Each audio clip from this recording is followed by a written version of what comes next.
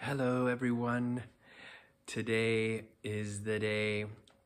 Welcome, everyone. Thank you, and thank you again for being here, being on the planet, and for joining me and taking a few minutes to hear this amazing story that I call the story of the golden penny. And so my now wife, Allison, for over 20 years, back in the year 2000, we began our crashing into each other, and I was doing healing work and traveling on the West Coast, and Allison was in her final year of her master's degree. And so we were apart for that first semester, for that fall semester of the final year. But we would visit each other sometimes on the weekends. I would come to Flagstaff. She came to San Diego. She also came to Oakland. So this weekend, she was coming to visit me in San Diego, and she was flying in. And I, of course, went to meet her at the airport. And while I was waiting for her to come down from her gate, and there was this gentleman that I just happened to be standing next to near him, and he struck up a conversation with me, and he was wearing a plain white t-shirt, and he appeared to be just like a middle-aged guy, and he asked me, so who are you waiting for? And I told him who I was waiting for. I'm waiting for, this girl, Allison. And, he was like, wow, it seems like you really like her. And he asked me, he said, do you think you want to marry her? And I thought about it for a moment, and I answered him, and I said, you know what? Actually, I think I do. I think I do want to marry her. And so, okay, well, he's like, sometime during this weekend, this is what you do. And then he pulls out of his pocket this penny, and it was a golden penny. He said that a friend had made it, and it was a year 2000 penny. It looked just like a brand new penny, but it was made out of gold. And I've never seen a penny like it. I had never seen one like it before or since.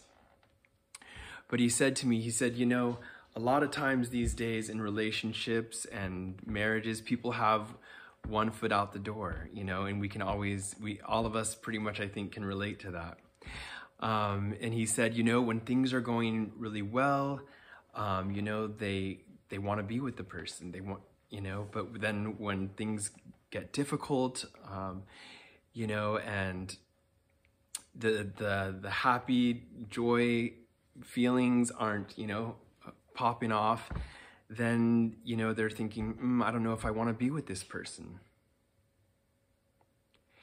And he said, when it comes to deciding whether or not you want to be with a person, and especially to marry them, he said, that's a decision you make only one time.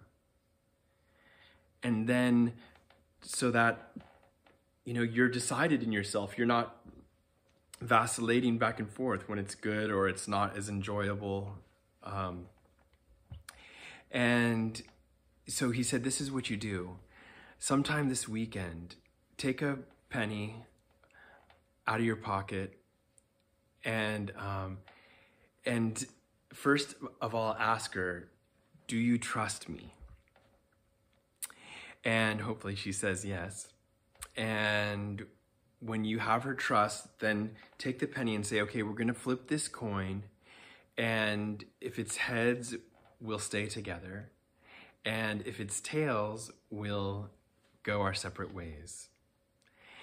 And if she, if she argues with you about that, or just remind her to trust you. And he said, then once you have that trust again, then take the penny and just put it back in your pocket and look her in the eyes and tell her, I want to be with you. And so after talking and after he gives me this whole plan to do, here comes Allison down the walkway. And, you know, of course, I think at this point we'd only been seeing each other for, you know, about a month and a half or two, month and a half or two. And, you know, our smiles are big, and, you know, you can feel the magnetism as we're, you know, she's getting closer, and we come in for a nice embrace. And then as we part, it was like all of a sudden, it felt like slow motion, but all of a sudden there was a coin flipping up in the air, and both of our eyes went up and like saw the coin. It almost seemed to like stand still for a moment in the sky. And then we both watched it go down, hit the ground, you know, and it spun. And, you know, I bent down to pick up the penny, and then I said, "Oh, Allison, I want you to meet," and I turned to introduce Allison to this gentleman, and he was nowhere to be found. And according to his story, he was also there waiting for someone. And like I said, he was a middle-aged guy. He kind of seemed to have a little belly, and he wasn't really going anywhere fast, it would seem. But he was gone, and I never saw him again. And then so basically, you know, there's different, obviously, things that are implied and that you can take, and that are also direct, that you can take from the story. But for myself, it really has been an anchor for our relationship, and a totally clear and grounded way to think about it. And, you know, when there sometimes have been difficult times in our marriage, I think about that moment, and it really helped me anchor in, you know. And like after our first son was born, and when I remember, you know, there being difficult times, Allison, you know, had like postpartum depression, and, you know, there were times I remember where I would get so frustrated or irritated. And then it was like I had the presence of mind where I felt like the Spirit interrupted my frustration and spoke to me and saying, if you are really honest with yourself, and if you are really humble, those times when you are really frustrated with Allison, if you look, you'll see there's an opportunity for you there. An opportunity for you to grow your roots deeper and to produce good fruits and to be polished in terms of your own patience, in terms of your own trust, in terms of your compassion, in terms of love.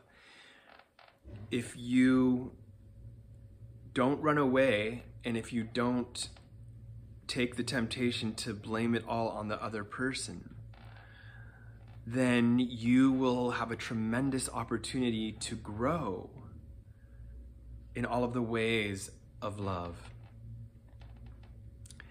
And so obviously there's much more that I could share and that we could expound upon. I'd love to hear any stories or questions in the comments. But, you know, when I look back at that story and I see this average guy, he had a story too where he had been married and divorced and had kids and stuff. But really, in my story, when I look back at that moment, I truly believe I was visited by an angel that came just at the right time to plant a profound seed in my mind, in my heart, that would help me anchor in to this relationship that would soon turn into a marriage and would soon turn into a family. And so it's something that has nurtured and encouraged me, and I hope that it's nurtured you and encouraged you as well. And remember the story of the golden penny. You know, it reminds me also of a quote where, you know, do not neglect entertaining strangers because you might be entertaining an angel unaware. And so, yeah, I encourage you, as you may already be, open to these moments where the divine creator source may have a message for you through a person you might think you might not normally talk to, or may not even have, think you have anything to do with, but they may be sent into your life with a profound message. And so again, that is a wrap, chap. Thank you so much again for tuning in. I hope you enjoyed the story, and I'd love to hear from you. Have a great rest of your day, and thank you again.